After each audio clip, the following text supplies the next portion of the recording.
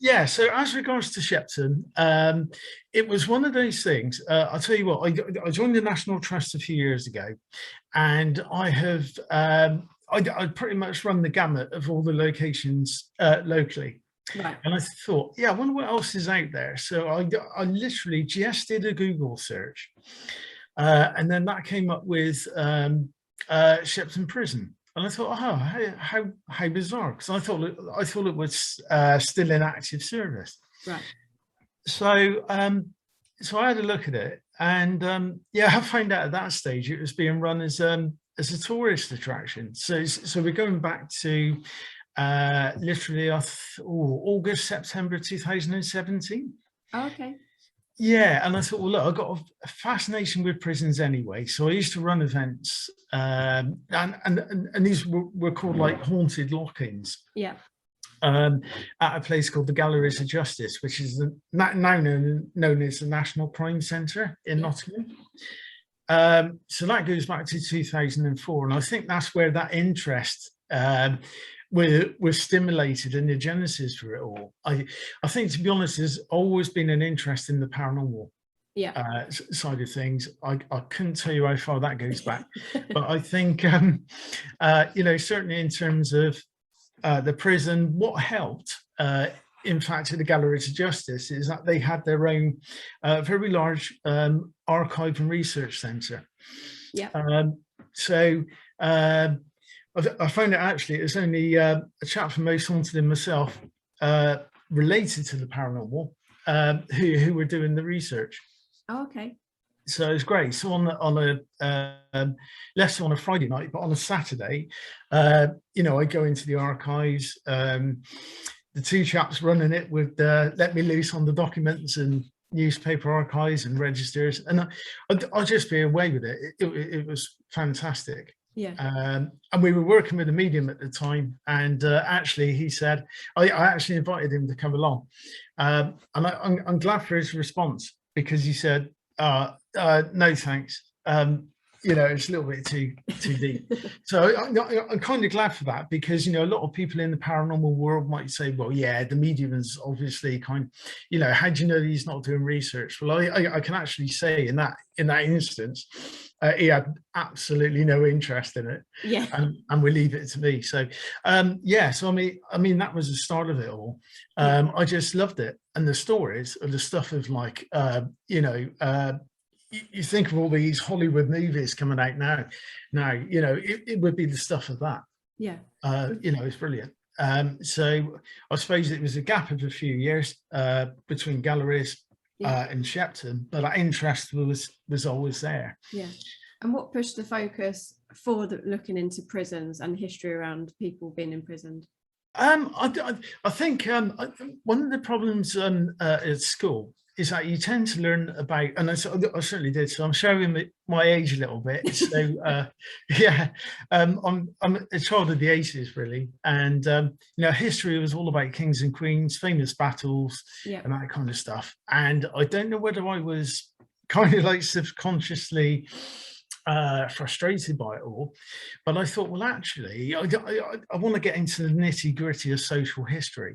Actually, you know, we hear too much about, you know, about kings and queens, all this stuff, and what I would call almost like classical history.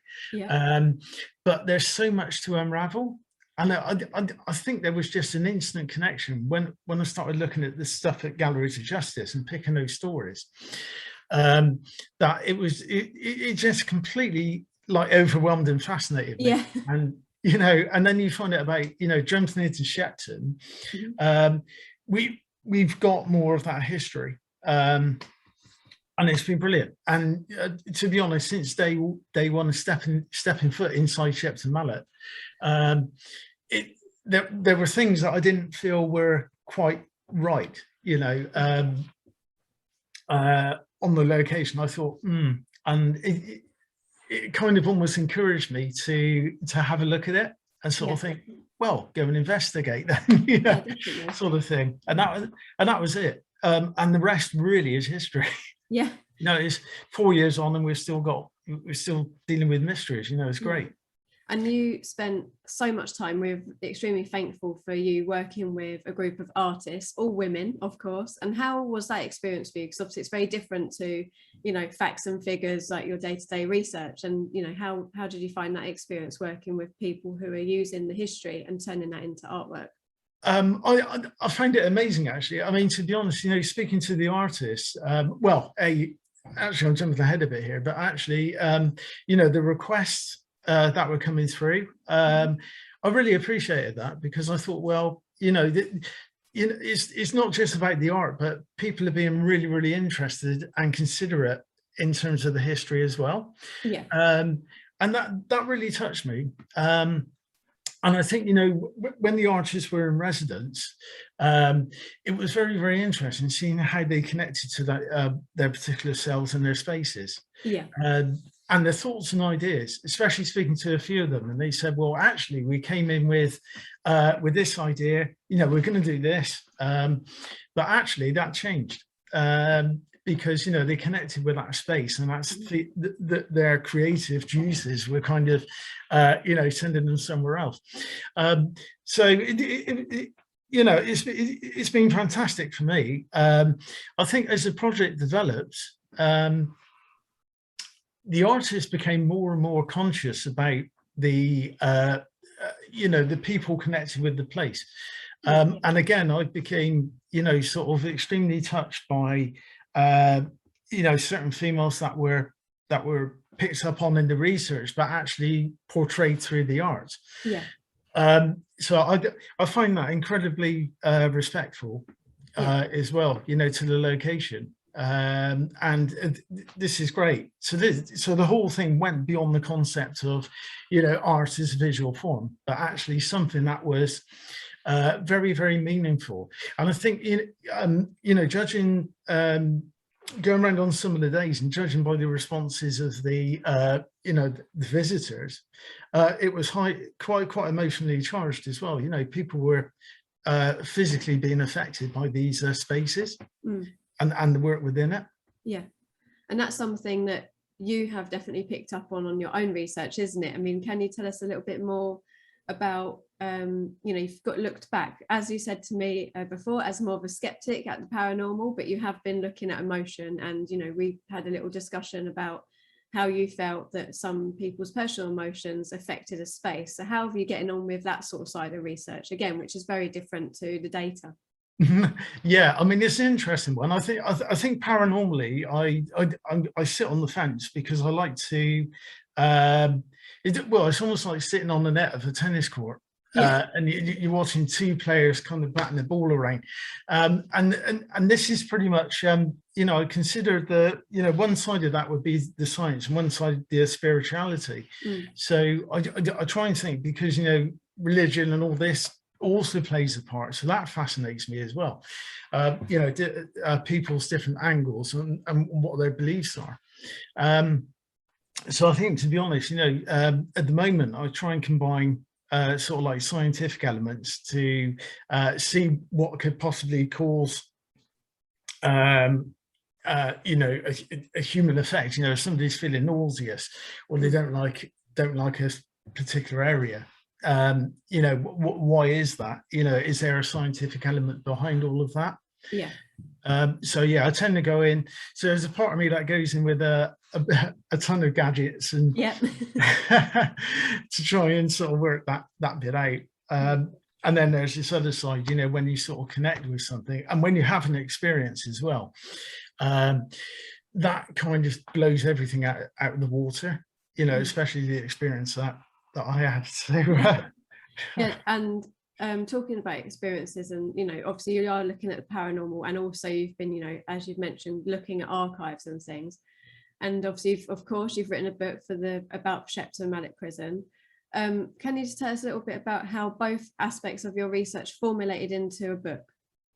Yeah, okay. So I think the idea was, so I went back to Amazon, and I saw all these like coffee table books, and people were saying, oh yeah, there's some brilliant pictures in there, but yeah, it's a bit lacking in text, isn't it?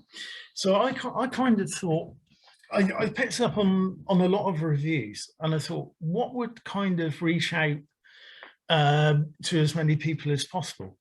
So that was the basis for the book, really. And I thought, because you get it's so diverse. I mean, Shepton is a a brilliant cut diamond, really, with so many facets that you think, and there's just so many angles with it. So you get people into the paranormal, the history, and then various aspects of the history or family history. So there's so many angles to it. I mean, to be honest, I wanted to reach out to as many people as possible, but make that history accessible. Yeah. So I didn't want to do something that was heavily story based. I wanted almost something that would come out. You fancy a coffee? Look, let's pick up the book and let's pick a chapter, and something that is a bit casual to read, but nothing too stressful on the neurons. Yeah. So that was the whole idea with it, and I think through that there's not been a great deal sort of written about the paranormal, for example, I mean, I think those luminaries who have been to Shepton to study the place was actually at a time when it was in active service, so they may not have had the opportunity. I mean, you're looking at guys like Peter Underwood. He was there, but he only had access to the duty room, which is today the Poltergeist room. So I think the whole idea, let's bring it all together, because somebody did say to me at the start of the project, so what kind of angle who are you reaching out to? And I thought, well, actually, I'm the kind of bloke that he doesn't like to be pigeonholed, and that goes for anything, whether it's photography or I'm dabbling with art or writing, that kind of stuff. So that was the idea. That actually, no, I'm going to chuck in as much as I can, and then reach out to as many people as possible. Yeah. Oh, definitely. And for you personally, why was it so important to bring the history to the forefront for the prison? I think because I think half of it was to do with the like media attention always seems to be focused on the last 100 years, if you're lucky. So I kind of thought, well, you've got nearly 400.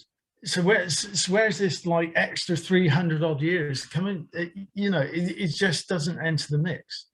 Or if it does, then it's not on a great scale. So what I began to realize is, when I started the book project, a chap called Francis Disney already released 2 books, and I thought, this is a crazy idea. How much more information can there be on this place that's not been published? And my God, was I wrong? It comes as a shocker, because I thought, 6 months down the road, I began to realize what started off as a 10-page publication expanded into so many themes that it's just not been documented, like wars and campaigns, or through to the suffragette movement. This is aspects of the history that have just not got out to the public. But I feel, in a way, as a historian, I've not only do I have a passion for it, but I also feel it's my duty to get this information out. I feel it's so important. We can lose aspects of the past so quickly. It's so delicate. And if you're not thinking about JCBs converting things to apartments, then I think you can count for that in the sort of speed of life, and you can disconnect to all of it. And I think it's so important to keep that alive. Yeah, definitely. And has there been any inmates along the way that you found research on that have really stuck with you? Have you got any that's really resonated with you in any particular way? Sure. So there was a murder case, actually, with a chap called Charles Squires back in 1893, and it was his wife's illegitimate son. And what had actually happened, he'd smothered the child, but it was noted in the register that this child was called Jim Cable. Oh, So right. I thought, yeah, I mean, you know, we're not exactly like Smith. You know, No, so, no, that's true. no, we're quite a rare breed, us lot. So I was kind of thinking, right, okay. So alarm bells rang. I went into the history. I'm still looking at it because you would think a surname such as that would be easy to find something back on. It's not. No. And the reason is, you know, it's all about actually our name has been changed, or the spelling of, over time. So there is a big connection to that case and Langport. Yeah. But there's actually cables of Langport back Right. in that time, but there's also capels or Oh, right. cables. So that's really throwing things out in the water, and like, you know, how on earth do we get our head around that? So that's one instance. I think certainly since the arts event, I've gained a greater connection with Sea Wing. Mhm. I really have. It's very difficult to describe, but I almost feel like there's just this greater connection, whether it's bringing out the story of the warders or, you know, some of the prisoners. Yeah. I don't know. There's a different sort of feeling about the place. It's very difficult to explain, but yeah, I feel a stronger connection. Oh, brilliant. And it's really, as you're picking up on that, saying about your strong connection, it's really sparked off, hasn't it, for you? Can you just tell us a little bit about where your research is going to go now, looking at Sea Wing from the arts project? Yeah, I mean, to be honest, I think so. I had planned book 3 to be about transportation. Yeah. So, and we've got some good records, you know, dealing with that. Although the you know, female transportation essentially ended in like 1853, with the last person connected to Shepton in 1852. But we have got some good records based around that. So I think that's another aspect of the prison that I'd like to bring forward. Also, I can't resist this. I know this is about female, you know, the female connection, but there's this great story about the Crays having been incarcerated in one of the cells there. We believe that was actually A Wing, but we've recently found out through research, one of the most common questions that comes out through escape rooms or any other events, or, you know, the casual visitor, is how long were the Crays there? So through research, this has led to another book by Reggie Cray, and he's basically confirmed that they were there for 9 months.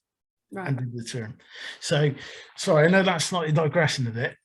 No, it's all really interesting. So yeah, no, that's brilliant. But yeah. So that's going to be the direction. So again, because there are so many transportation records, how on earth can you compile a book that's not going to be about 1,000 pages on the subject? So I thought, well, look, actually, I'll probably start with the female. So I've gone back to like 1787, you know, when transportation began to, you know, in Tasmania. So I've gone right back to then, and now I'm sort of just gathering the research right up to 1852. Can you just explain a little bit about what transportation is and how that affected women or men in general? Yeah, so apart from the you know, sort of massive emotional strain that must have had on people. I mean, imagine if you got families and, you know, friends, and then all of a sudden, you know, you've stolen a handkerchief, and then you end up in, you know, being transported to Millbank, and then there's in London, and then end up over in Tasmania. You know, there's that immense emotional sort of pressure, but also I think, you know, the way that it was almost being like, you know, the females were transported from pillar to post. I mean, if you look at the very last transportee, then, you know, this guy called Silas Dredge, and he was in Shepton in 1866. He literally went back and forth. So he ended up in Millbank, then he was back in Portland, and then he ended up back in Chatham, a prison called St Mary's. And then that voyage, you know, it's just incredible. So you also, there's so many elements to it. and of course, transportation, you never had the luxury of like the Suez Canal, because that opened in 1869, which is a year after the transportation was abolished. So the route of getting across, you were taking about 3 months, literally, to get from Chatham or Woolwich. And then you kind of almost touch about 250 miles away, the what was it, like the northeast South American coast, before coming back round. And then later on, the last prisoners were sent to like Fremantle. So you're hitting up that sort of like western coast of Australia. But so there's all those elements. And then of course the time in prison as well, what they would have gone through, hard labor. And then the thoughts of, I think the emotional strain must have been hellish, most definitely. And what has there been like a main reason why people were transported, have you found? And funny enough, that reason is because Britain didn't want them. That was it. That was purely it. So it was kind of that middle point between sort of like doing time or being hanged for an offence. So this is kind of the next level down from the capital punishment.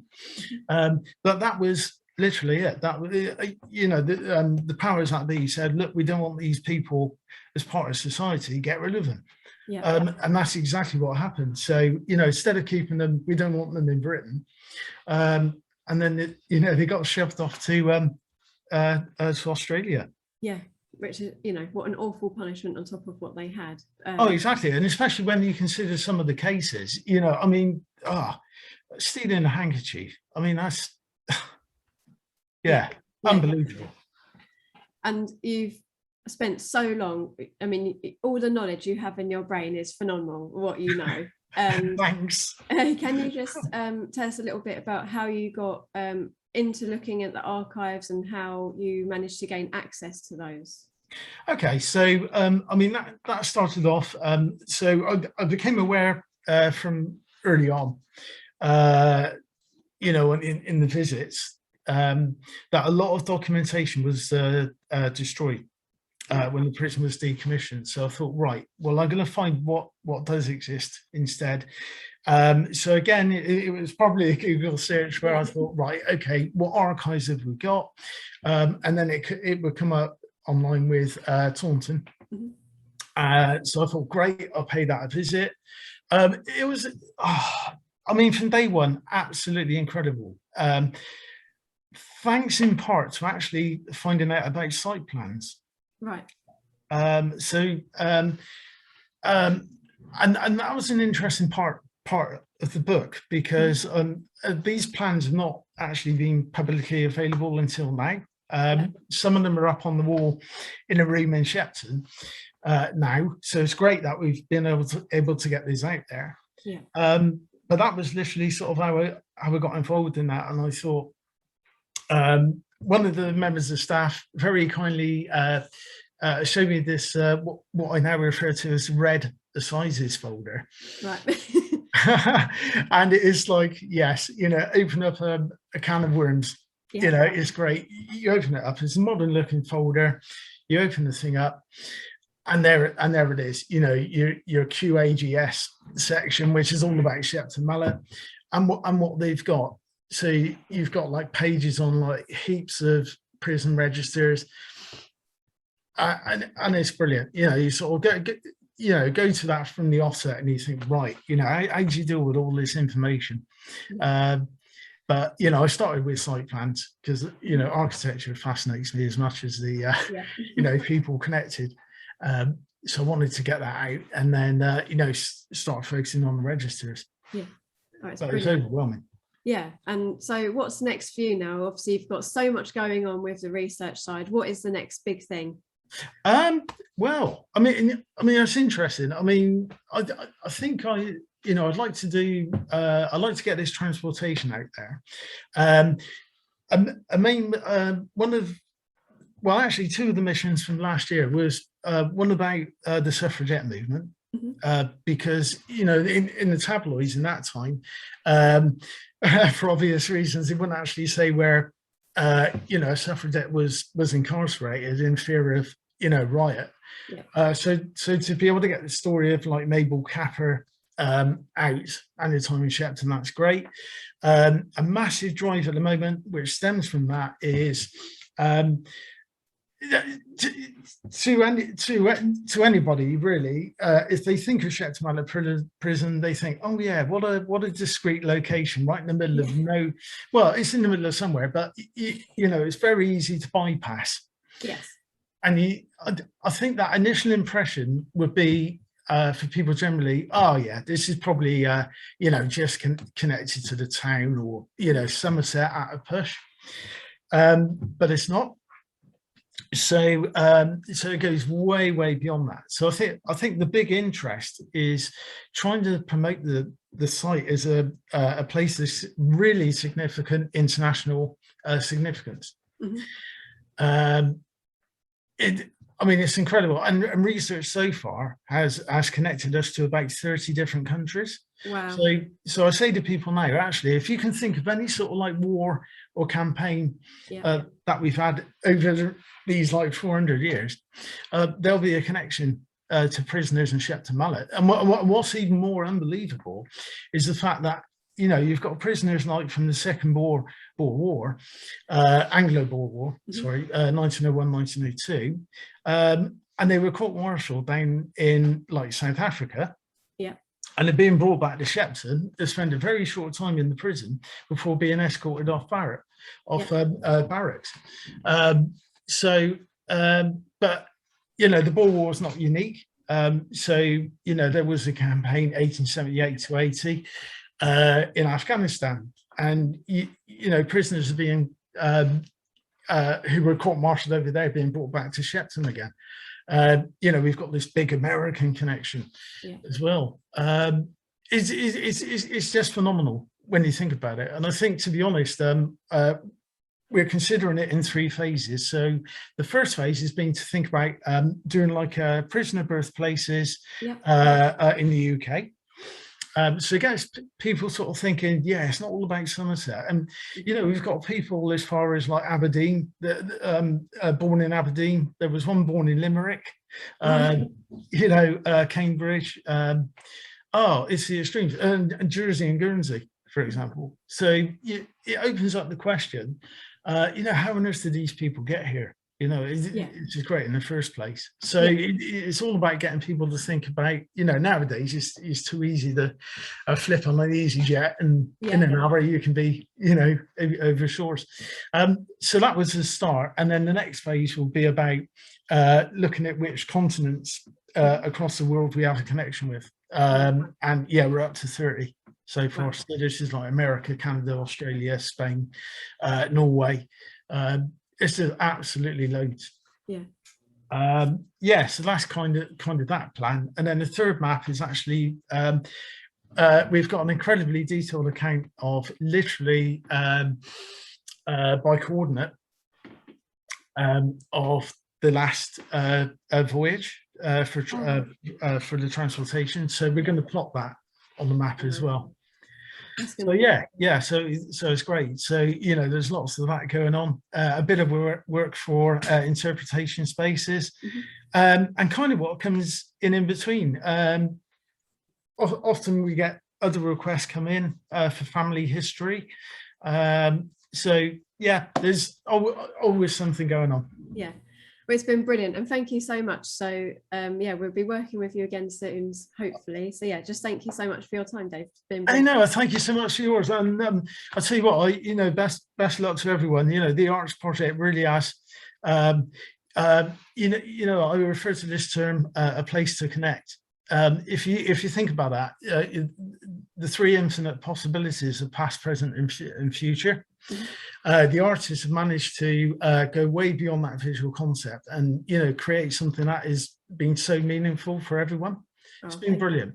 Absolutely. The amount of respect I've got for the artists and, you know, and what I have for the location, you know, that's only expanded.